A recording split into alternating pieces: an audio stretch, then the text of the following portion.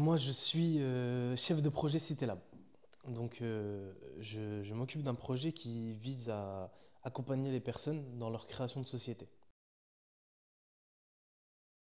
Je fais beaucoup d'événements, des rendez-vous, du aller vers surtout. J'essaie de construire des partenariats avec les autres personnes qui s'occupent de l'écosystème entrepreneurial dans Valenciennes. À côté, je suis enseignant dans un lycée à Saint-Amand. Donc j'enseigne la science de gestion et l'économie à des premières de STMG. Donc en général, ce qui m'intéresse, c'est que c'est des missions qui vont servir à des personnes en fait. Par mes missions, je vais pouvoir impacter la vie future des personnes et du coup c'est super parce qu'en fait c'est quelque chose qui va les aider, etc. Que ce soit l'enseignement ou CitéLab que je fais à la CSRV. En fait, pour moi, ça a toujours été important d'aider les personnes, surtout on vit en société et que notre société est faite pour que justement on aide les personnes voilà, qu'on offre les compétences que nous on a aux gens qui ne les ont pas forcément pour qu'ils puissent les acquérir ou s'en servir.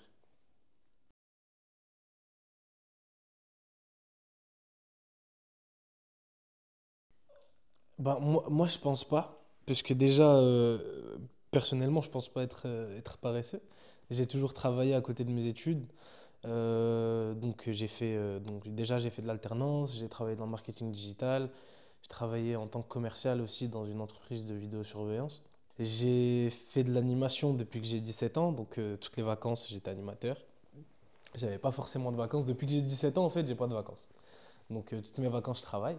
J'ai aussi créé une société aussi quand j'avais 18 ans avec des membres de ma famille qui étaient des jeunes aussi, donc ce qui prouve que je suis pas le seul. Et puis j'ai rencontré une multitude de jeunes, que ce soit mes amis ou des collègues, etc., qui sont actifs. Certes, il y a des jeunes qui ne travaillent pas ou qui se consacrent aux études, etc. Ça ne veut pas dire qu'ils sont feignants, parce que dans ce cas-là, il y a aussi des personnes plus âgées qui ne travaillent pas non plus, hein. Ils ne travaillent pas parce ils sont feignants, ils ne travaillent pas parce qu'ils n'ont peut-être pas l'opportunité, on ne leur donne pas l'opportunité, on ne les aide pas dans ce sens, etc.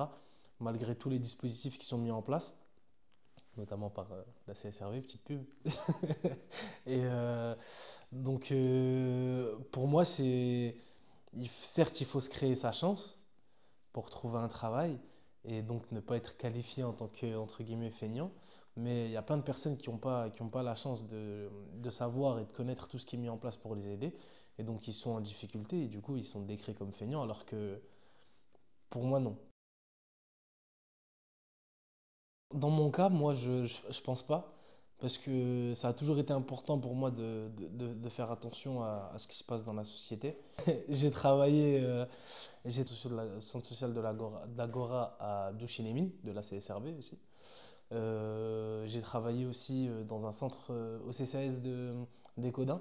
On essayait de faire sortir les jeunes pour éviter qu'ils soient, euh, qu'ils soient amenés à traîner et faire des choses pas très légales. Et puis, j'étais pas le seul. J'étais pas le seul jeune à faire ce genre de choses. Donc, que ce soit moi ou les personnes que je connaisse dans mon entourage, etc., c'est des questions qui leur sont sensibles. Pourquoi? Parce qu'en fait, ben, c'est notre avenir qu'on joue. Les jeunes sont impatients, je pense que c'est vrai. Euh, moi, je suis impatient. Et en fait, parce que c'est dans ma nature, parce qu'en fait, je suis hyper actif. Du coup, c'est clair que pour moi, les choses, elles doivent aller vite, elles doivent se faire vite, etc. Et certes, c'est un problème dans certains cas, mais parfois et même souvent, c'est un avantage parce qu'en fait, ça veut dire qu'on ne va pas traîner à faire les choses, on va les faire vite puisqu'on est impatient. Par rapport à la hiérarchie, moi personnellement, j'ai toujours respecté la hiérarchie à partir du moment où elle me respecte. C'est vrai que c'était pas un problème qu'il y avait avec les anciennes générations. C'est vrai que c'est un problème avec la nôtre parce qu'en fait on attend du respect pour donner du respect. Enfin, c'est pas vraiment ça. C'est juste que on va respecter la personne, mais à partir du moment où on ne reçoit pas du respect en retour, ça devient compliqué. Et d'après ce que je vois, c'était pas un problème avec les générations d'avant. Nous, ça l'est. Mais après, on est la nouvelle génération, hein, si tout le monde est comme ça, c'est à l'ancienne génération de s'adapter un petit peu à nous.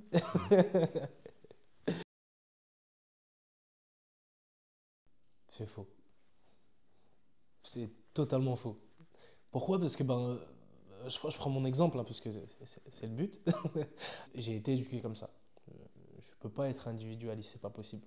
Parce que déjà, niveau familial, on est extrêmement proche.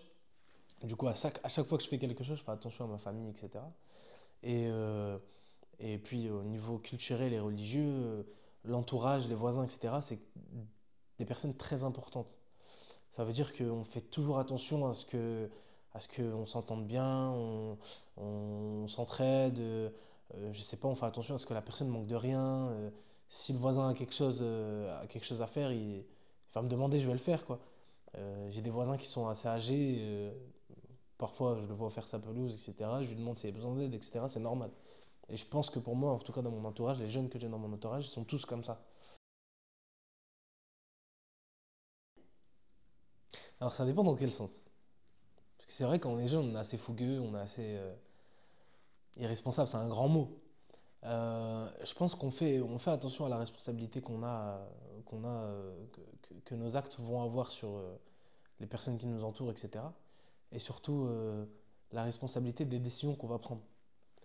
Par exemple, moi qui suis issu de l'immigration, euh, ma responsabilité à moi, c'est de réussir dans la vie. Je n'ai pas le choix. Pourquoi? Parce que mes grands-parents sont venus du Maroc pour travailler à la mine.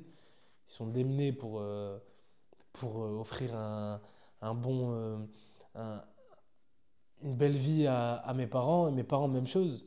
Mes parents, ils ont connu des moments où ils ont été en difficulté. Et aujourd'hui, c'est devenu des gens importants qui, justement, mon père est enseignant, ma mère, elle est dans l'insertion professionnelle. Et c'est dans le même sens que moi, en fait. Ils aident les gens. Ils marquent les gens par les gens qui vont passer vers eux. Et ils vont être remarqués dans leur vie. Un enseignant ou une personne qui aide à l'insertion professionnelle, c'est des personnes qui vont nous marquer parce qu'en fait, c'est un nouveau démarrage qu'on va passer vers eux. Et, euh, et donc, eux, ils ont réussi à réussir. Et moi, j'ai pas le choix. Pourquoi? Parce que en fait, mes grands-parents sont venus, ils ont été mis en difficulté avec la mine, etc. Et, euh, et tous ces sacrifices n'ont pas été faits pour rien. Et du coup, pour moi, je sais que la responsabilité que j'ai aujourd'hui, c'est de, même s'ils sont décédés, paix à leurs âmes, euh, c'est de ne pas gâcher le travail qu'ils ont fait et réussir entre guillemets en leur nom, hein. C'est pour moi que j'ai réussi, mais c'est aussi pour me dire qu'ils n'ont pas fait tout ça pour rien. On ne peut pas se laisser vivre parce qu'on a des responsabilités, comme je l'ai dit tout à l'heure à la question d'avant, on est des personnes responsables. On est responsable de ce qu'on fabrique sur notre avenir. Et du coup, si on se laissait vivre, ça veut dire que en soi, ce que j'ai dit tout à l'heure sur la responsabilité, c'était faux. Et je pense qu'il faut se créer ses propres opportunités, donc on n'a pas forcément le temps de se laisser vivre. On se laisse vivre au niveau de notre vie personnelle, etc. Oui, je ne vous cache pas que le samedi, je vais me réveiller. Le matin, pour moi, c'est l'après-midi, le samedi. Et la soirée, pour moi, c'est que le début de la journée. Mais au niveau professionnel, on est obligé d'être actif, on est obligé de se créer nos opportunités, etc. Parce que ben, on est jeune. Justement, cette interview, elle sert justement à montrer que les jeunes, les a priori sur les jeunes ne sont pas forcément vrais. Mais si on fait cette interview, ça veut dire qu'il y a beaucoup de personnes qui pensent que tout ça est vrai. Et donc, si on ne se crée pas nos propres opportunités, ben, personne ne va nous dire, écoute, toi, tu es un jeune, toi, tu es quelqu'un de bien. Viens, je vais te prendre sous mon aile. À part nos parents qui nous veulent du bien, à part les gens qui nous entourent, qui nous aiment bien, etc., qui vont nous aider, des personnes qu'on ne connaît pas, ils vont avoir ces a priori-là sur nous. Et il faut leur montrer que c'est faux. Et c'est notamment pour ça que j'ai accepté de participer à cette interview, parce qu'en fait, pour moi, c'est important de montrer euh, que, que tous les a priori qu'on a sur les jeunes ne sont pas forcément vrais. Et d'ailleurs, la plupart qui ont été cités, enfin en fait, la totalité de ceux qui ont été cités, pour moi, ils sont faux. Les jeunes, ils se laissent pas vivre. ils essayent de s'en sortir. Et ce qu'ils prouvent aussi d'autant plus, c'est la multitude de startups qui est en train d'être créée, généralement par des jeunes. Tout ce qui est entreprise dans le numérique, intelligence artificielle, etc., c'est des jeunes. Et tout ça, c'est des jeunes qui essayent de s'en sortir, qui ne se laissent pas vivre et qui prennent leur avenir en main, leurs responsabilités aussi, qui s'entraident aussi, parce qu'en fait, une start-up, c'est un groupe de personnes qui vont créer une société.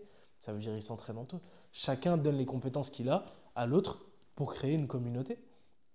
Et je pense que c'est l'exemple parfait pour contrer tous les arguments qu'on a dit durant cette interview. Et puis, euh, et puis le mot de la fin, ce serait il faut nous laisser une chance. Pourquoi? Parce qu'en fait, c'est nous l'avenir. Et si on ne laisse pas la main aux jeunes, ben, on va mettre le futur en difficulté.